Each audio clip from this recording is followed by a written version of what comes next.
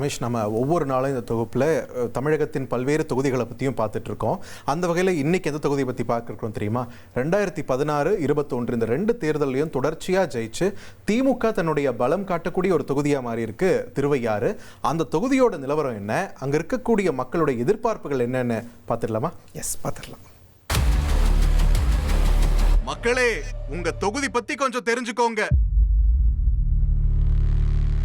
திருவையாறு சட்டப்பேரவை தொகுதி தஞ்சாவூர் மாவட்டத்தில் திருவையாறு, பூதலூர், திருக்காட்டுப்பள்ளி, கல்லணை, செங்கிப்பட்டி, திருப்பூந்துருத்தி உள்ளிட்ட பகுதிகளை உள்ளடக்கிய தொகுதி. பூண்டி கரிகால் சோழன் கட்டிய கல்லணை அமைஞ்சிருக்க தொகுதி. ஆன்மீகமும் இசையும் பின்னி பிணைஞ்ச திருவையாற்றில் காவிரி வளம் கொழிக்க விவசாயமே மக்களுடைய பிரதான தொழிலா இருக்கு.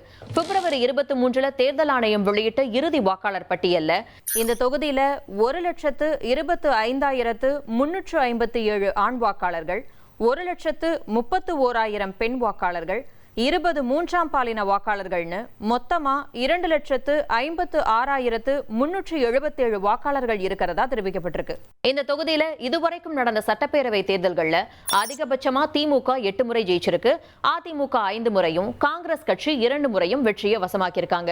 இந்த தொகுதியில 1989 தேர்தல்ல போட்டியிட்ட நடிகர் சிவாஜி கணேசன் தோல்வியை தழுவினாரு. அப்போ தமிழக முன்னேற்ற முன்னணியை தொடங்கி திருவையாறு தொகுதியில போட்டியிட்ட அவரு 26,338 வாக்குகளை வாங்கி 10,643 வாக்குகள் வித்தியாசத்துல திமுக வேட்பாளர் துரை சந்திரசேகரனிடம் தோற்றாரு.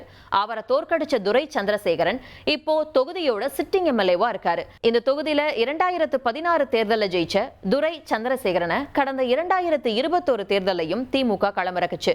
இந்த தொகுதியில 1,03,210 வாக்குகளை வாங்கின அவரு 53,650 வாக்குகள் வித்தியாசத்துல வெற்றியை வசமாக்கினாரு. அவருக்கு எதிராக அதிமுக கூட்டணியில போட்டியிட்ட பாஜக வேட்பாளர் வெங்கடேசன் 49,560 வாக்குகளை பெற்று தோல்வியை தழுவினார்.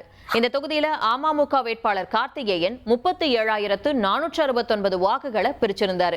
நாம் தமிழர் கட்சி 15,820 வாக்குகளை பெற்று டெபாசிட்டை தக்க வச்சது. 2016, 2021 தேர்தல்கள்ல ஜெயிச்சு திமுக பலம் காட்டுற தொகுதியாவே திருவையாறு இருக்கு.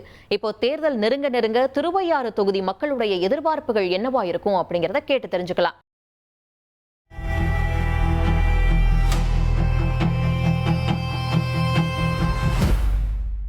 திருப்பந்துருத்திங்கிறது பேரூராட்சி, தேர்வுநிலை பேரூராட்சி. ஒரு பேரூராட்சிங்கிறதுக்கான எந்த அறிகுறியுமே அங்கே இல்லை. அங்கே இருக்கிற நூலகத்தை பார்த்தீங்கன்னா 2 பேரோட உட்கார முடியாது. சேரெல்லாம் வந்த சேரெல்லாம் புக்குக்கு மேலே கவுத்து போட்டு வச்சுட்டு உட்காந்துருக்காங்க. ஒரு வாசகருக்கு மேலே உட்கார முடியாது. ஆனால் பேரூராட்சி அடிப்படையான கட்டுமானம் எதுவுமே அங்கே இல்லை. இன்னும் ஒரு பஸ் ஸ்டேஷன் வரல, ஃபயர் ஸ்டேஷன் வரல, போலீஸ் ஸ்டேஷன் வரல, ஹாஸ்பிட்டல் இல்லை. திருவையாறு பகுதியில் புது பஸ் ஸ்டாண்டுக்கு அடிக்கல் நாட்டப்பட்டு அந்த வேலை கிடைப்பில் கிடைக்கிறது. அடுத்தது வந்து இந்த மெயின் ரோடுகளில் விபத்துக்கள் ஏற்படாமல் ஸ்பீட் பிரேக் போடணும். ரெண்டாவது வந்து டவுன் பஸ்லாம் பஸ் ஸ்டாண்டுக்குள்ளே உள்ள நுழைஞ்சு பயணிகளை ஏற்றி இறக்கி விட வேண்டும். உயர்நிலை பள்ளி வரை தான் இங்கே இருக்குது. மேல்நிலை பள்ளி +1, +2 படிக்க பசங்கள்லாம் நடந்து தான் போகிறாங்க. அதுக்காக கொஞ்சம் உயர்நிலை பள்ளியை மேல்நிலை பள்ளியாக மாற்றி தரணும்னு கேட்டுக்கிறேன். கிராமப்புறங்களில் சாலைகள்லாம் அப்படியே முன்னாடி போட்டது மாதிரி அப்படியே தான் இருக்குது. அதை கொஞ்சம் புதுப்பிச்சு தர மாதிரி கேட்டுக்கிறேன். பாலை விவசாயத்தில் இலை, தாறு இந்த மாதிரியான விளைபொருட்களுக்கு ஒழுங்கான விலை கிடைக்கிறதில்ல. ஸோ இந்த விளைபொருட்களுக்கு ஒழுங்குமுறை விற்பனை கூட அமைச்சு கொடுக்கணும்.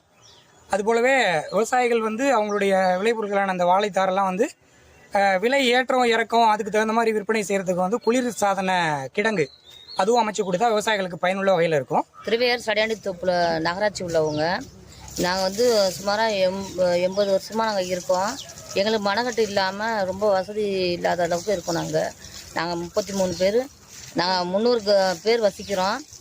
33 பேர்த்துக்கு எங்களுக்கு இடம் வசதி இல்லை. ரெண்டாவது எங்களுக்கு பொதுமான பட்டா கொடுத்து எங்களுக்கு மனக்கட்டும் கொடுக்கணும். கிராம பஞ்சாயத்து ராயம்பேட்டையில் கிராம வாய்க்கால் தூர் வாராமல் 3 வருஷமாக இருக்கிறது. ராயம்பேட்டை மேலே வாய்க்காலில் 50 ஏக்கரில் தண்ணி போகாமல் மக்கள் பாதிக்கப்படுறாங்க.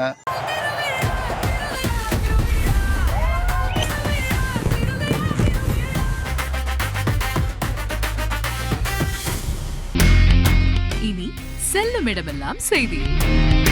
தந்தி டிவியின் வாட்ஸ்அப் சேனலை ஃபாலோ பண்ணினா செல்லருக்கும் இடமெல்லாம் செய்தி. இதோ QR கோட். இப்பவே ஸ்கேன் பண்ணுங்க, ஃபாலோ பண்ணுங்க.